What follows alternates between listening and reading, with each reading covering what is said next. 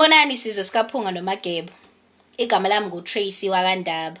Mawukuthi uyaqala ukungibona noma awungazi, ngisacela ungiphe nje indlebe ngoba igama lami ayikusobala namhlanje lisematheni. Well, yonke indaba inama sides of the story.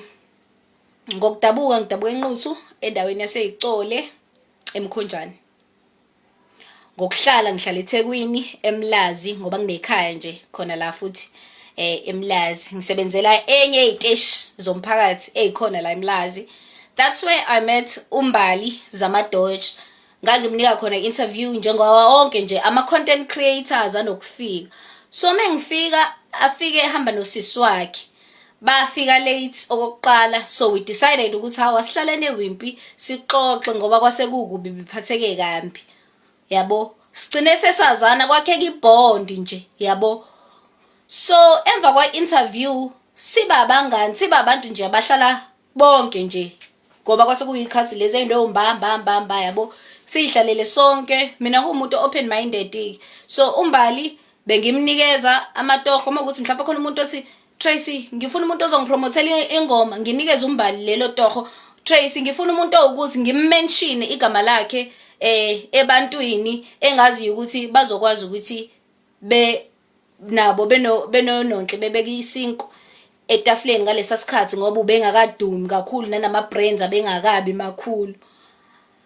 Angikho ke lapho into engizama ukuyicacisa ukuthi mina noMbali nodade wabo bese sine friendship esinayo konke futhi ama deals esengike ngamtholela wona likho nane cent engilitholile ngoMbali. Konke nje bengikwenza ngobuhle benhliziyo yami, Nkosi yami, ngoba ngibabona, ngibona nesimo sabo. So okwami ukuthi ngisupport abangaziyo ukuthi ngiyathanda ukusupport italent, abangaziyo bayazi. Alright. Sikwaba nesikhathi ngingamboni uMbali benononhle kodwa nje siyaxhumana then efonini ngoba nami ngumuntu obusy nami I have impilo yami engiyiphila, I have my own life. So singabe sisaba abantu ababonana njalo because bengibusy ngezinto zami. Up until yesterday ngilele la ekhaya ngizwa ibell egate. How ngivuke, mangivuka uNonhle. Ngithi uNonhle unjani, ngimjabulele njengoba nje ngihlezi ngibajabulela mengibabona. Ngimjabulele uNonhle. Nonhle kwenze njani? uNonhle uyakhala. Kwenze njani Nonhle? uMbali ungixoshile. How uMbali ukuxosheleni? uMbali uyenza kanjani leyo nto ukuxosheleni? Alibeke na iside lakhe le story azolichaza futhi late engeke ngize ngikhulume ngalo ngoba mina angaze ngiyimisele vele ngokukhuluma ngalento. Alibeke iside lakhe le story ngithi mina hayi wazokuxosha pho. Ngithi hayi ngizombuza uMbali ngoba phela noMbali naye umngane nami. Ngiqonde ku WhatsApp private ngithi Mbali unjani? Athi uMbali ngiyaphila unjani? I think nisibonile iscreenshot nje asipostile ku Facebook.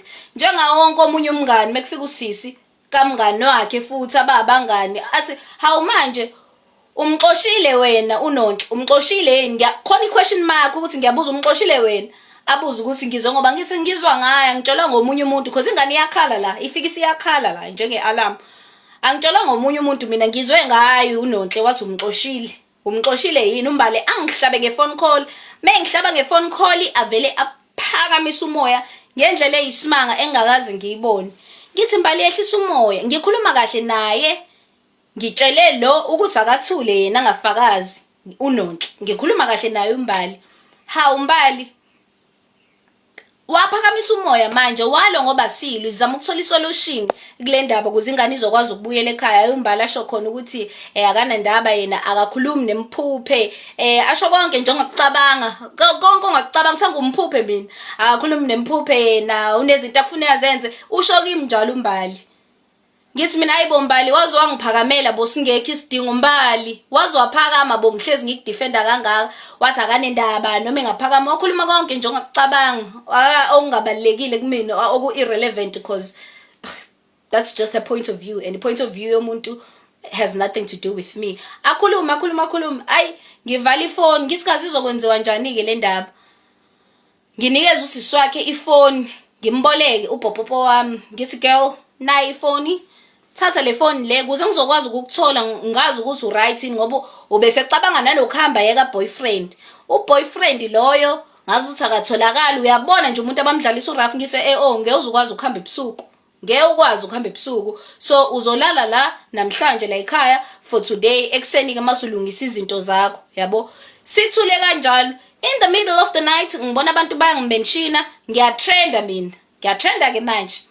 Mangithi uMbali use-screenshothe le post le kade ngikhuluma naye ngoba yena sengiblockile ku WhatsApp, uvele wangiblock ophakama, inkulumo yethu yagcina ngokuthi nje angiblock angafune kuzwa. Useposte ku Facebook and she is mentioning my name. So this is the reason why I am trending, simply because ngibuzile ukuthi uyixoshile yini ingane. Mawukwenzile lokho Mbali ukwenzeleni? Ilokho kuphela mina ngikubuzile ngoba ama followers kaMbali manje eselwa nami. Ilokho kuphela ngikubuzile. uNonhle naye uzoyichazela yena ngokwakhe kuyivideo elandelayo. Sabona wekhuluma. Ngizoyidelete le video mase ngiqedile. Ngeke izihlala isikhathi eside because akusiyo into engithanda ukuyibona kwi-page yami. Akuyona ihlobo le-content engili-createayo lolu. Ngipostela izinto zomsebenzi, ngipostele some moments of my life. I don't go around creating i-content noma yini nganoma yini. Lento ye-content yokutrenda noma yini into yabo Mbali le. Mina akuyona yami Nkosi yami. Sengiqedile. Sengilichazile iside lami le story. Ama followers kaMbali angaqhubeka asho lokho athanda ukusho, kodwa iqiniso lami lele ngilishoyo. Yingakho ngitrenda ke namhlanje mina ngitrendela lokho nje bafethu. Ngithrendela lokho ngumuntu omubi manje. I am trending ngumuntu ofuna ukuduma ngoMbali and kade kwasangihlala nabo. Angishuthi ngisho nanokushuta ngihlala nabo. Angikaze ngikhulume ngisho nanezinto engizenzile. At times mengenza izinto ngishuthe yena uMbali kuphela, ngiposte yena. Kuthi TikTok wami nje mawungaya khona uzofika ubone. Ngiposte yena thola ukuthi mhlawumbe kwi background uzi voice yami kancane ngingaveli. Angiyena umuntu othanda ukuvela ngabanye abantu. Subscribe to this channel.